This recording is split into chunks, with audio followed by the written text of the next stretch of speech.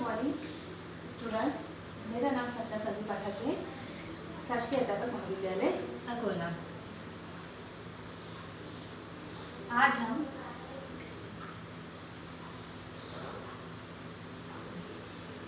विषय हमारा है भूगोल। आज हम पढ़ेंगे भूगोल।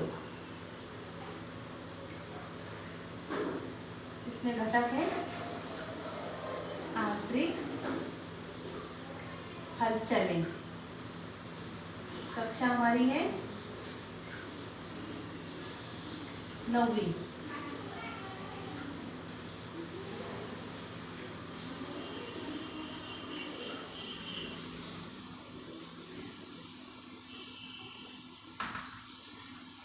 आपने सोचा है कभी कि जो आंतरिक हलचलें होती है उसके क्या क्या कारण होते हैं, क्या होती हैं, भूकंप किस तरीके से आता है और भूकंप की तीव्रता कौन सी होती है, भूकंप की सबसे हानि कौन से देश को होती है, भूकंप का केंद्र कितना गहरा होता है, इस कभी भी आपने कभी अनुभव किया है।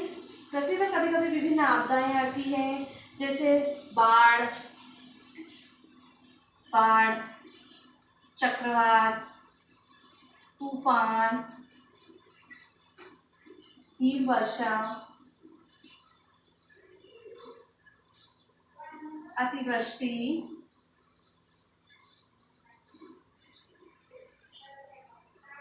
आदि ऐसे आपदाएं आती रहती हैं। तो ये आपदाएं क्या कहलाती है? बाहरी आपदाएं कहलाती हैं। कौन सी आपदाएं कहलाती है? ये बाहरी आपदाएं हैं।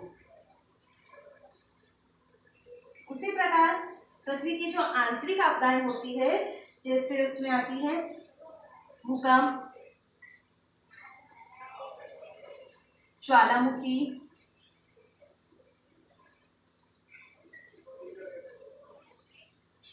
ये जो आपदाएं होती है ये आपदाएं कहलाती हैं आंतरिक आपदाएं। यानी ये पृथ्वी के अंदर, धरती के अंदर से ऐसी आपदाएं आती हैं।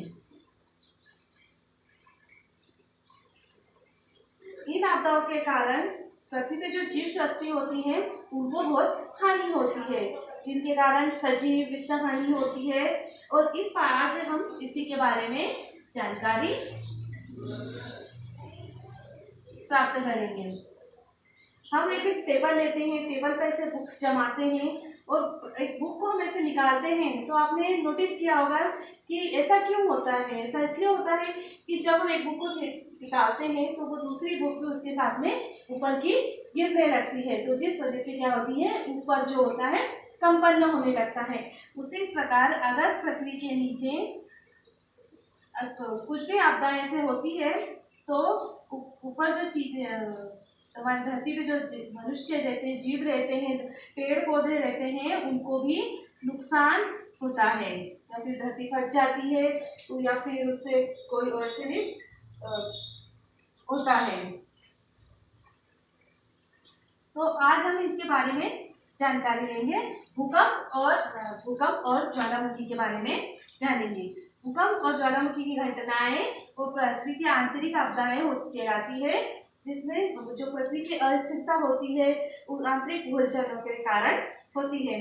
भूपृष्ठ को प्रभावित करने वाली आंतरिक हलचलें मुख्य रूप से प्रवाह जो होता है पृथ्वी में, हमारी पृथ्वी गोल होती है, ऐसे उसमें आवरण बने होते हैं। तो जो प्रवाह होता है यहाँ पर, उसमें रेडियो एक्टिव पदार्थों के कारण बहुत बड़ी मात्रा में ऊर्जा निर्मित हो जाती है। रेडियो एक्टिव पदार्थ जो होता है उसके कारण बहुत ज्यादा मात्रा में ऊर्जा निर्मित हो जाती है। तो ये ऊर्जा एक स्थान से दूसरे स्थान पर आना जाना करती है, और इन तरंगों के कारण ही पृथ्वी की जो आंतरिक रचना होती है उसमें क्या होता है, हलचलें होना चालू हो जाती है। और यही हलचलों के कारण भूकंप और ज्वालामुखी जैसी आपदाएं निर्मित होती हैं। अब हम आंतरिक हलचलों का वर्गीकरण गति, दिशा और गुरुत्व के आधार पर वर्गीकरण करेंगे।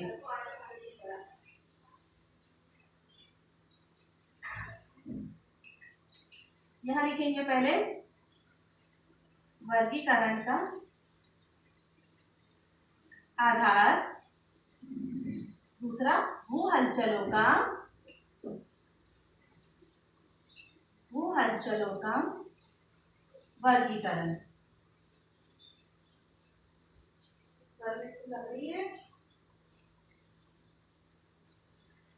पहले वर्गीकरण का आधार है हमारा गति।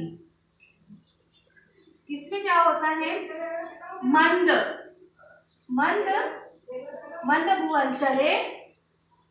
मंद भू हलचलें होती हैं जो निरंतर उत्सर्जन होता है, उत्सर्जन। और दूसरी होती है द्रुत यानी तेजी गति से, द्रुत भू हलचलें।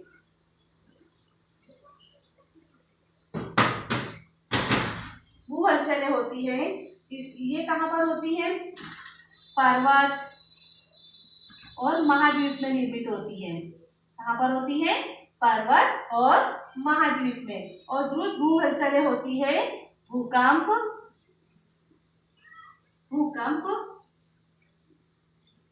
ज्वालामुखी। और तीसरी होती है हमारी दिशा। तीसरा हमारा वर्गीकरण का आधार है दिशा। ये क्षैतिज समानांतर भू हलचलें होती है, समानांतर भू हलचलें। और दूसरी होती है ऊर्ध्वगामी तथा अधोगामी भू हलचलें होती हैं। और तीसरा होता है हमारा भूरूप। ये होते हैं महाद्वीपीय पठार, जिसमें होता है पठार उच्च भूमि निर्मित करने वाले, पर्वत युक्त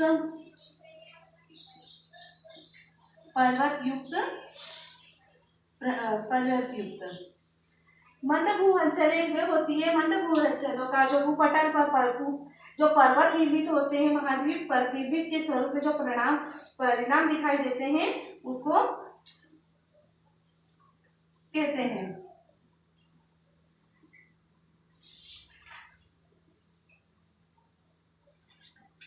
अब भूकंप किस तरीके से आता है, भूकंप के बारे में हम देखते हैं। जब घर्षण पर्वत आंतरिक भू हलचलों के कारण क्षैतिज के जो समानांतर भू हलचलें जो होती हैं, लहरों की जो हलचलें होती है, मंद भू हलचलें जब होती है तो लहरों की हलचलों की जो दिशा होती है वो एक दूसरे की आने और वाली लहर इस तरीके से होती है। और दोनों में अगर होती है, देखो पास पास में होती है।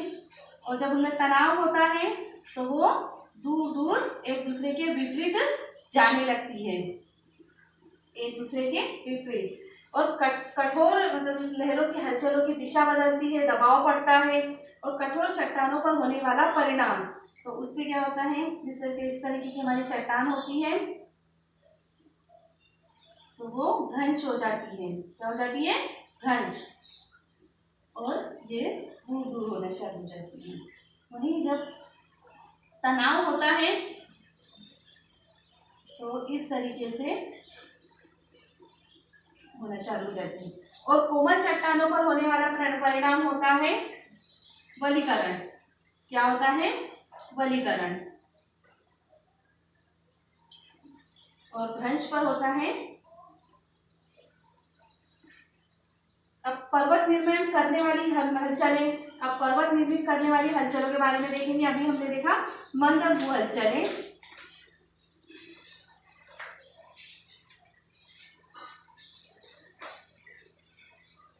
पृथ्वी के आंतरिक भागों में जो ऊर्जा का वहन होता है, पृथ्वी की जो आंतरिक भाग होते हैं उसमें जो ऊर्जा का वहन होता है, इन ऊर्जा लहरों की दिशा पर दबाव पड़ता है, फलस्वरूप उसमें वलय निर्मित होते हैं। दबाव अगर तीव्र और बड़ी मात्रा में होता है तो भूमि पे उथल पुथल होना शुरू हो जाती है, और जिसके कारण उसका जो पृष्ठभाग होता है वो ऊपर उठना शुरू हो जाता है।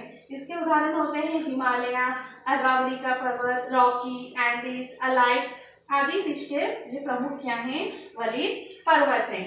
अब दूसरा हमारा भ्रंशोत्तर पर्वत। आंतरिक भूहलचलों के कारण क्षितिज के जो समानांतर और एक दूसरे से दूर जाने के कारण, एक दूसरे के दूर जाने के कारण जो ऊर्जा तरंगों का निर्माण होता है, चट्टानों पे जो तनाव उत्पन्न होता है और जिससे जो दरारें होती हैं वह भ्रंश कहलाती हैं।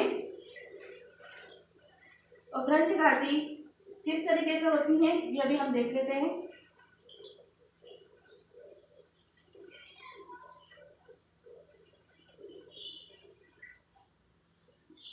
ये मान लीजिए ये हमारी पृथ्वी है। जब इसमें आंतरिक दबाव पड़ने लग जाता है,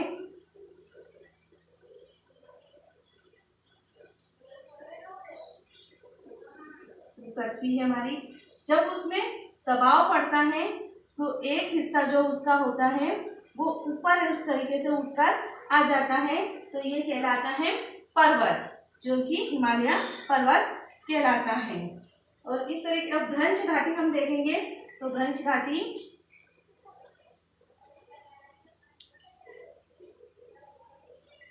इस तरीके से निर्मित हो जाती है, यानी कि उसके अंदर ये दरार पड़ना चालू हो जाती है। पर्वत जब निर्मित होता है तो वो ऊपर की ओर हलचल करके ऊपर की ओर बढ़ जाता है, और भ्रंश घाटी जब निर्मित होती है तो नीचे की ओर चट्टानों को दरार करते हुए घाटी बन जाती है।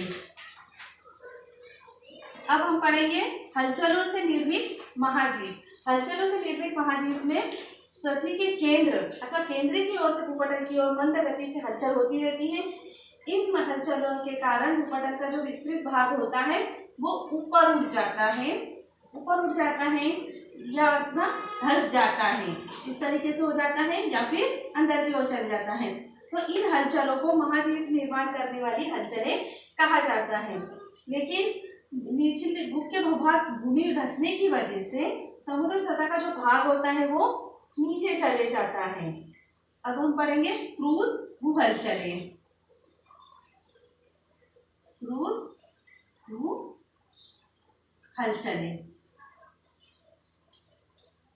जब भू अर्थात मतलब जमीन और कंपन अर्थात कंपन होता है तो भू हलचलों में सबसे पहले आता है हम भूकंप। भूकंप या पृथ्वी का भूपटल का कंपन होता है, भूकंप या पृथ्वी का कंपन है। तो आगे हम इसके बारे में, भूकंप और ज्वालामुखी के बारे में आगे हम इस पाठ में पढ़ेंगे। आगे की कक्षा में हम इस लेसन को पढ़ेंगे।